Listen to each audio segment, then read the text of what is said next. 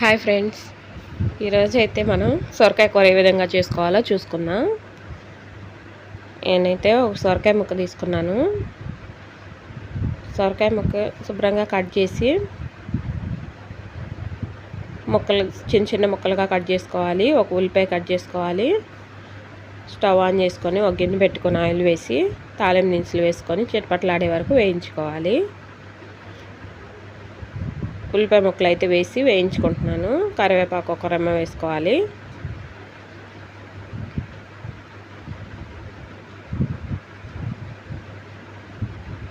బాగా వేగే వరకు వేయించుకోవాలి. సొరకాయ కర్రీ పాలు పోసి అయితే వండుతున్నాను ఫ్రెండ్స్. ఈరోజు టేస్ట్ అయితే చాలా బాగుంటుంది.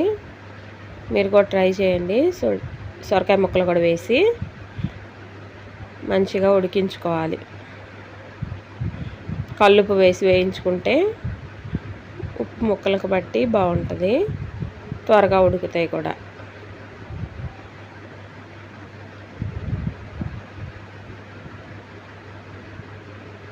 సొరకాయ ముక్కలు ఈ విధంగా వేయించుకోండి.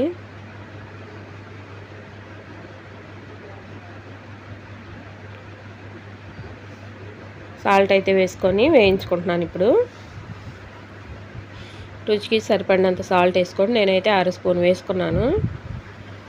లేత సొరకాయ తీసుకొని ఈ విధంగా ముక్కలు కట్ చేసుకొని కర్రీ పాలు పోసి వండుకోండి. టేస్ట్ అయితే సూపర్గా ఉంటుంది.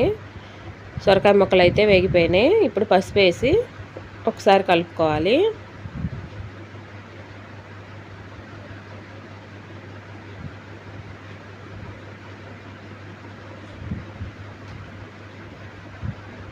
ఒక 3/4 స్పూను కారం వేసుకున్నాను. కారం వేసిన తర్వాత ఒక 5 నిమిషాలు వేయించుకోవాలి.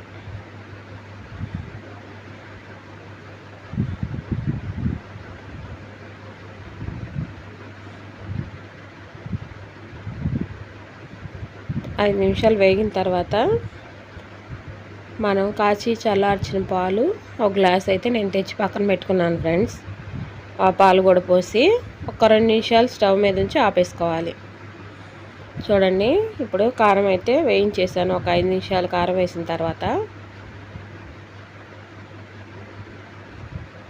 పాలు అయితే పోసేసాను ఫ్రెండ్స్. ఒక గిద్దె పాలు పోసాను. సగం సొరకాయ ముక్క వేయించుకుంటే చాలా తక్కువ అయిపోయింది. గిద్దె పాలు పోసాను. చూడండి, దగ్గర పడే వరకు ఒక 2 నిమిషాలు స్టవ్ మీదే ఉంచుకొని స్టవ్ ఆఫ్ చేసుకోవాలి.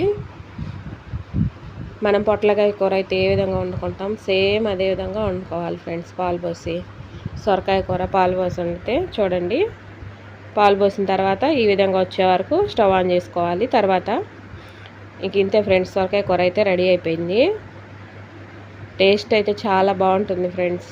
ట్రై చేయండి. మన వీడియోస్ కానీ మీకు నచ్చినట్లయితే లైక్ చేయండి, షేర్ చేయండి, సబ్స్క్రైబ్ చేసుకోండి ఫ్రెండ్స్.